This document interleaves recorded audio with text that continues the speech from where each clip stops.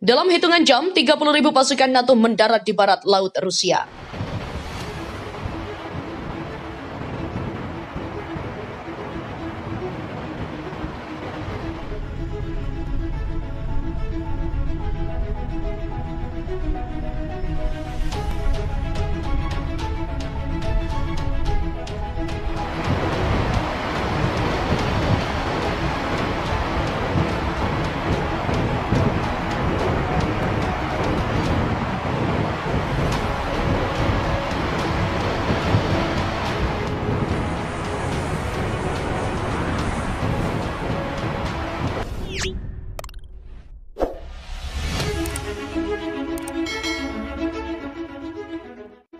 "30.000 pasukan gabungan Pakta Pertahanan Atlantik Utara NATO akan segera mendarat di wilayah barat laut Rusia, atau tepatnya di Norwegia, hanya dalam waktu 72 jam.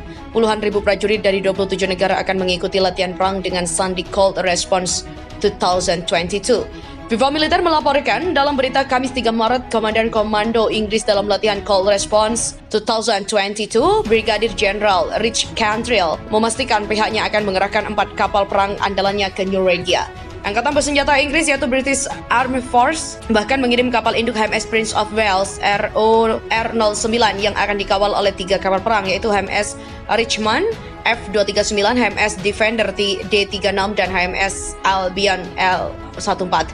Latihan gabungan Cold Response 2022 NATO secara penuh akan digelar mulai Senin 14 Maret 2022. Aksi puluhan ribu pasukan NATO akan berlangsung di sejumlah wilayah. Untuk sektor darat, latihan berpusat di 2 kota, Both and Troms. Sementara itu, untuk latihan sektor laut akan dilangsungkan di lepas pantai Norwegia. Cold Response 2022 NATO akan diikuti oleh 14.000 pasukan angkatan darat, 8.000 pasukan angkatan laut, dan 8.000 pasukan angkatan udara dan berbagai perwira staf yang berbasis di pangkalan militer Norwegia. Ini adalah latihan pertahanan di mana kami berlatih mempertahankan negara kami, dan ini adalah latihan yang telah lama ditunggu-tunggu. Latihan skala besar NATO digelar di tengah-tengah perang dahsyat yang tengah berlangsung di Ukraina. Keputusan Rusia untuk melancarkan invasi yang dimulai pada 24 Februari 2022 tak lepas dari niat Ukraina untuk masuk menjadi anggota NATO. Rusia sendiri dikabarkan menolak undangan untuk mengirimkan pengamat militer ke latihan Cold Response 2022 NATO hingga memasuki pekan kedua invasi militer Rusia ke Ukraina.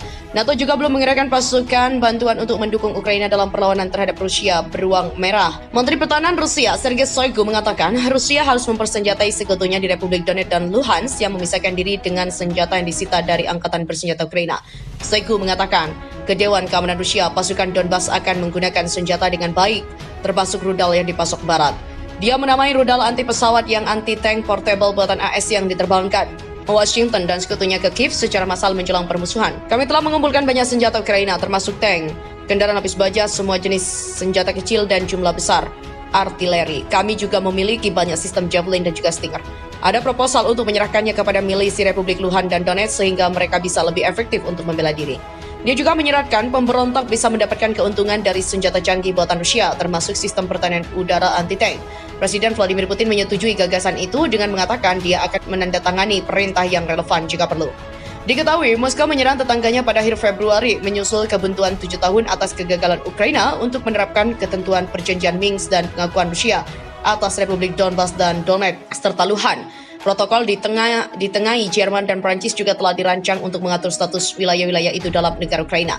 Rusia kini menuntut agar Ukraina secara resmi menyatakan dirinya sebagai negara netral yang tak akan pernah bergabung dengan blok militer NATO yang dipimpin AS. Kiev juga menegaskan serangan Rusia benar-benar tak beralasan dan membantah klaim bahwa pihaknya berencana untuk merebut kembali kedua republik dengan paksa. Tank-tank Rusia berparade di akhir latihan militer Vostok 2018 yang digelar di dekat perbatasan Cina. Rusia kini mulai ancang-ancang melancarkan pengepungan terhadap kota Kiev, ibu kota Ukraina. Rombongan besar pasukan Rusia kini juga telah berpencar mengepung kota itu. Berdasarkan foto-foto satelit terbaru, terlihat bahwa pasukan Rusia dalam jumlah besar kini telah berpencar dan bergerak menuju kota Kiev. Mereka menyebar ke kota-kota dan hutan-hutan dekat Kiev dengan artileri diangkat dalam posisi siap menembak. Perkembangan ini juga terjadi di tengah upaya internasional melumpuhkan Rusia dengan sejumlah sanksi. Serangan pasukan Putin pada Rabu di rumah sakit bersalin di kota Mariupol dikecam dan disebut sebagai kejahatan perang. Menyusul ini, AS dan sekutunya pada Jumat akan mengumumkan pencabutan status negara paling disukai bagi perdagangan Rusia. Menurut laporan AP News, pada Jumat, citra satelit dari Maxar Technologies menunjukkan bahwa konvoi kendaraan tank dan artileri sepanjang 64 km telah pecah dan berpencar.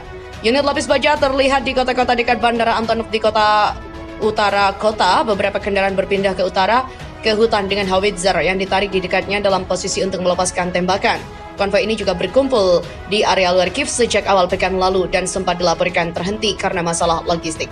Para pejabat AS juga mengatakan pasukan Ukraina juga menargetkan konvoi dengan rudal anti-tank. Terbaru, seorang pejabat pertahanan AS yang berbicara dengan syarat anonim mengatakan pasukan Rusia yang bergerak menuju Kiev juga telah maju sekitar 5 km dalam 24 jam terakhir dengan beberapa elemen sedekat 15 km dari kota. Pejabat itu juga tak memberikan indikasi bahwa konvoi telah bubar atau mengubah posisinya secara signifikan. Ia mengatakan beberapa kendaraan terlihat bergerak keluar dari jalan menuju garis pohon dalam beberapa hari terakhir.